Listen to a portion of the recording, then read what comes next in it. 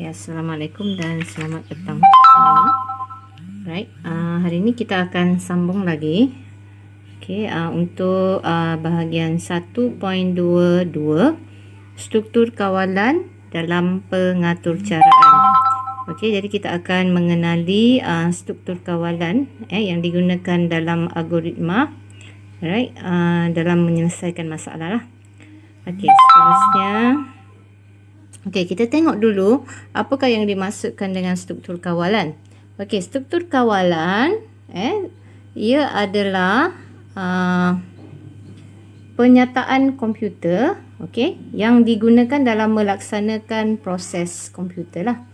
Okey, jadi struktur kawalan ni sebenarnya dia akan mengawal bagaimana suatu algoritma tu dilaksanakan. Okey. Jadi ada 3 jenis struktur kawalan yang digunakan dalam algoritma. Yang pertama ialah struktur kawalan urutan. Okey. Struktur kawalan urutan ni ialah struktur kawalan yang mengikut turutan lah. Nombor 1, nombor 2, nombor 3. Jadi dia mengikut urutan. Jadi dia tak boleh tunggang terbalik. Dia mesti ikut aja dia punya flow dia. Okey, yang kedua ialah pilihan. Okey, struktur kawalan pilihan dia membabitkan sesuatu yang ada pilihan. Okey, kita kena decide lah sama ada nak pilih A ataupun B. Okey, dia membabitkan pilihan dalam membuat keputusan lah. Jadi kita akan gunakan struktur kawalan pilihan. Okey, dan yang terakhir ialah struktur kawalan pengulangan. Okey, struktur kawalan pengulangan ni kita akan gunakan bila terdapat proses ataupun langkah-langkah yang perlu diulang beberapa kali lah. Jadi itu adalah perbezaan antara 3 jenis struktur kawalan. Okey, kita akan bincang lagi lah dengan lebih mendalam selepas inilah. Okey, seterusnya saya teruskan dengan slide yang seterusnya. Okey, kita akan kenal dulu apakah yang dimaksudkan dengan struktur kawalan urutan. Ini struktur kawalan yang pertama. Okey, struktur kawalan urutan.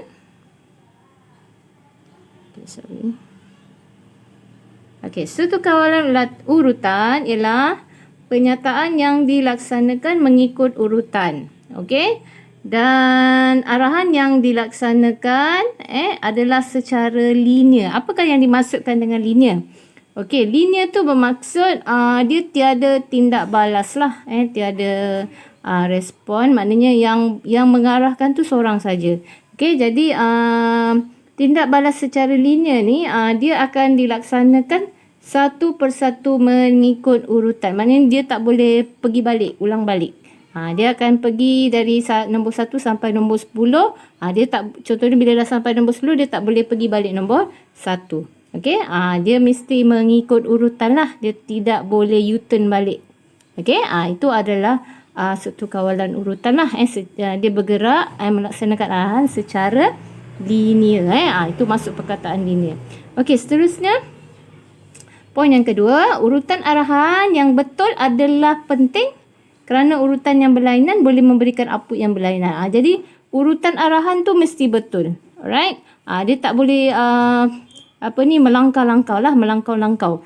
Sebab kalau urutan arahan tu salah dan sebagainya, output akan jadi berlainan. Ataupun output akan menjadi salah. Right? Jadi daripada gambar raja ni, kita boleh tengoklah. Ini adalah contoh struktur kawalan urutan. Dia akan ikut langkah demi langkah macam tangga lah. Right? Jadi kalau kamu melangkah contohnya daripada tangga 1 ni terus pergi tangga ke-3, mungkin output akan bagi salah lah juga. Mungkin kamu akan jatuh dan sebagainya. Ini perumpamaannya lah. Right? Jadi itu adalah maksud struktur kawalan urutan. Right. Seterusnya, okey, ini contoh carta alih dan juga penulisan sudokod untuk struktur kawalan urutan. Okey, kita tengok dulu penulisan sudokod. Okey, penulisan sudut kod untuk urutan kita akan mulakan dengan perkataan mula. Okey, lepas tu memasukkan input. Okey, proses pertama mesti ada proses input. Okey, yang kedua, okey, kalau tiada proses dia akan terus kepada output lah. Kalau ada proses akan datang dulu, kemudian yang terakhir ialah output. Okey, jadi dia mengikut urutan lah. Mesti ada input, mesti ada proses dan mesti ada output. Okey, ini contoh carta alir. Okey, untuk struktur kawalan urutan macam biasa dia akan follow daripada sudut kod lah. Okey, dia mula, kemudian ada input, kalau ada proses, proses akan terlibat di situlah. Dan akhir sekali ada output, dan diikuti dengan tamat. Okey. Contoh yang seterusnya. Okey, ini contoh yang lain sedikit di mana dalam sudut kod dan carta alir ni ada melibatkan proses. Okey, yang nombor 3 ni proses. Okey, tadi yang contoh 1 tiada contoh proses lah. Okey, jadi di nombor 3 ni proses selalunya dia dalam bentuk rumus matematik kan. Jadi kat sini ialah rumus matematik lah. Right? Dan dia macam biasa dia ada input, proses dan output. Okey, kemudian untuk carta alir, okey, pun sama dia ada input, okey, kemudian ada proses dan yang terakhir output. Okey, jadi berbeza sikit dengan contoh nombor 1 tadi. Nombor 1 tadi tiada proses. Okey, seterusnya. Okey, kita tengok untuk slide yang seterusnya. Okey. Okey, kita tengok secara detail untuk input dulu ya. Okey, apakah yang dimaksudkan dengan input interaktif? Okey. Okey, kita tengok input interaktif ya. Okey, input interaktif ialah kemasukan data daripada pengguna. Okey, pengguna dia akan memasukkan data. Kita nak data tu dari pengguna. Jadi macam mana pengguna nak memasukkan data tu? Okey, pengguna akan menaip di papan kekunci. Okey, papan kekunci lah, sama ada handphone ke ataupun komputer. Dan data yang diinput oleh pengguna akan disimpan dalam pemboleh ubah. Okey. Jadi dalam komputer tu data yang dimasukkan oleh pengguna akan disimpan dalam pemboleh ubah. Okey, apakah yang dimasukkan oleh pemboleh ubah? Pemboleh ubah ialah ruang memori untuk menerima dan menyimpan data. Itu maksud pemboleh ubah lah. Okey, tempat untuk menyimpan data, ruang memori Okey, dan untuk input interaktif, nilai yang dimasukkan oleh pengguna ataupun nilai pemboleh ubah boleh berubah-ubah lah. Sebab dia dimasukkan oleh pengguna, jadi pengguna ikut suka pengguna lah. Pengguna nak masukkan apa-apa. Jadi nilai pemboleh ubah tu boleh berubah-ubah. Okey, contoh penulisan sinteks untuk input interaktif ialah seperti inilah. Okey, ada perkataan input dan kemudian diikuti dengan nama pemboleh ubah. Tahun lahir tu nama pemboleh ubah. Okey, dan satu lagi untuk nama pemboleh ubah ni seboleh-bolehnya dia mesti tidak boleh ada jarak lah. Okey, dari segi case sensitif ataupun huruf besar huruf kecil tak jadi masalah, cuma dia tidak boleh ada jarak. Jadi kamu tambahkan di tengah tu dengan simbol underscore, right? Jadi tak boleh ada jarak lah. Okey. Kemudian seterusnya, okey, kita tengok pula pada umpukan.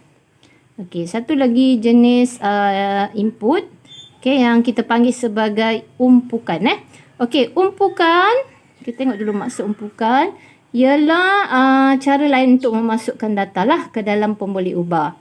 Okey, jadi cara untuk umpukannya dia berlainan, di mana pengguna, kita tak perlukan nilai daripada pengguna lah. Okey, data tu dimasukkan oleh pengatur cara sendiri ataupun selalunya data untuk umpukan ni dia dah nilai-nilai yang standard lah. Okey, contohnya macam nilai pi, Okey, pi tahu kan nilai pi untuk ukuran bulatan memang telah sedia ada. Dan selalunya data diumpuk menggunakan simbol matematik sama dengan lah.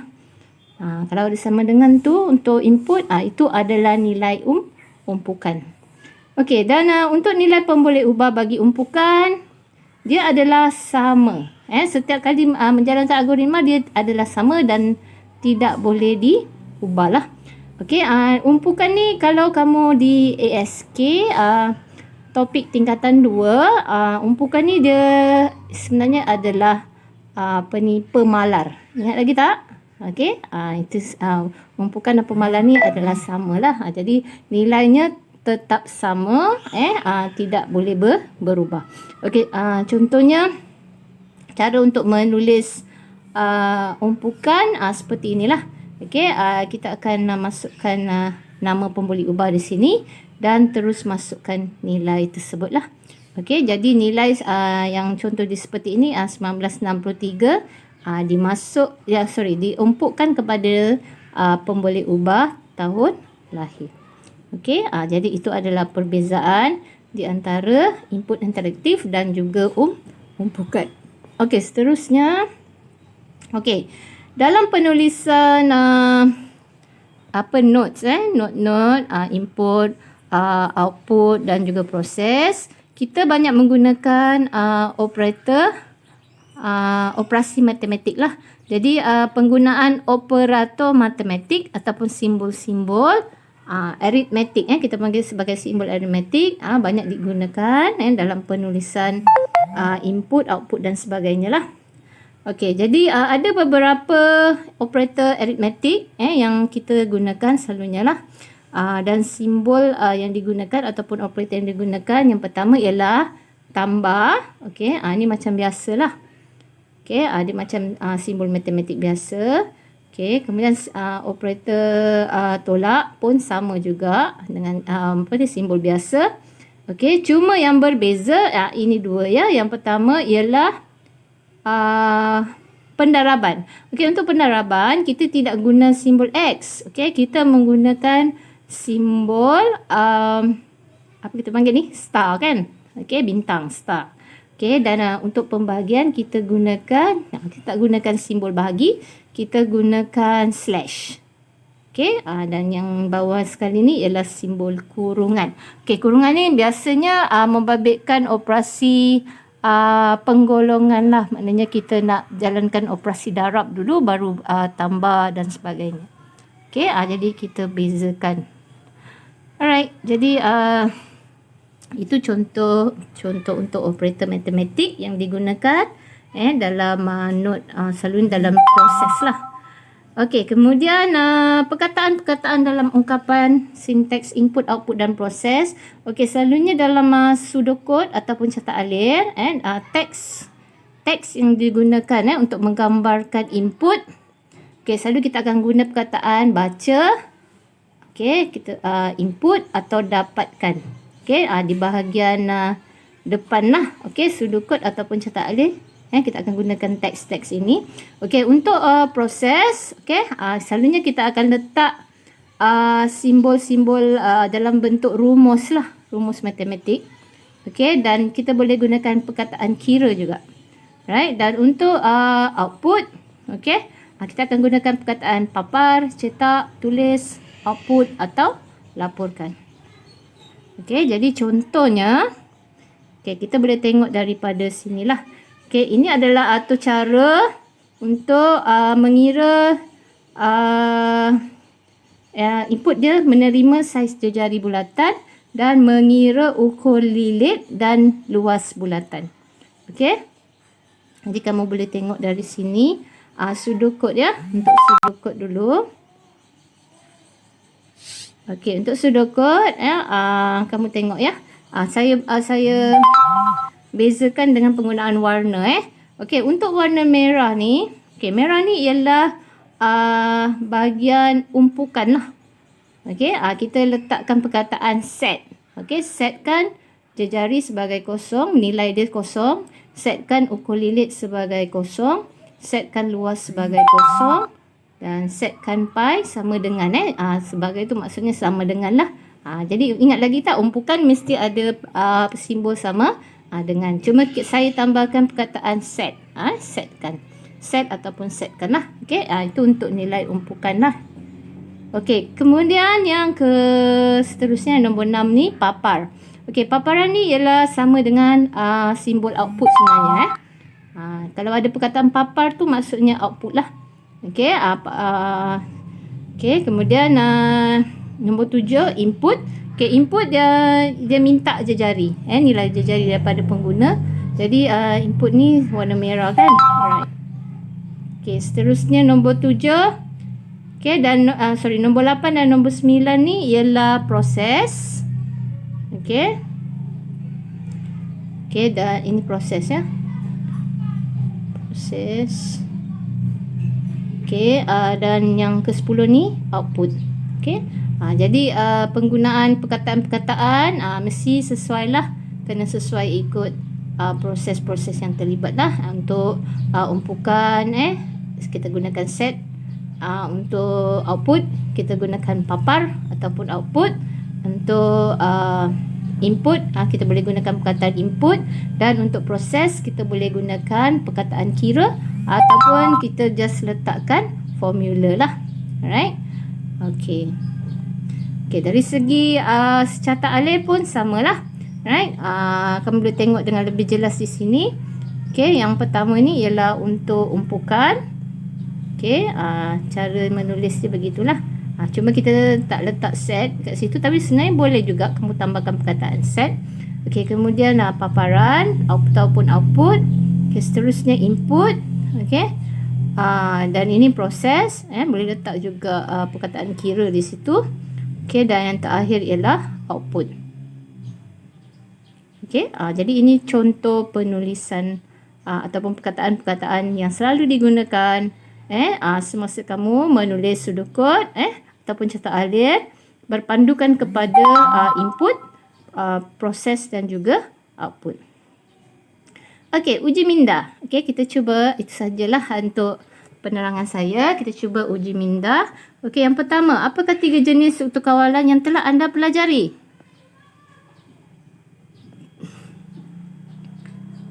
Okey. Okey, kita tengok apa jawapannya pada slide yang seterusnya.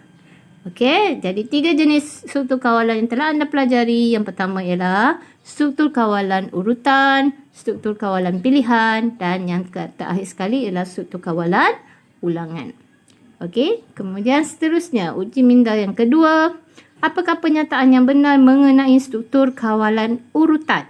Okey, yang kita telah pelajari tadi.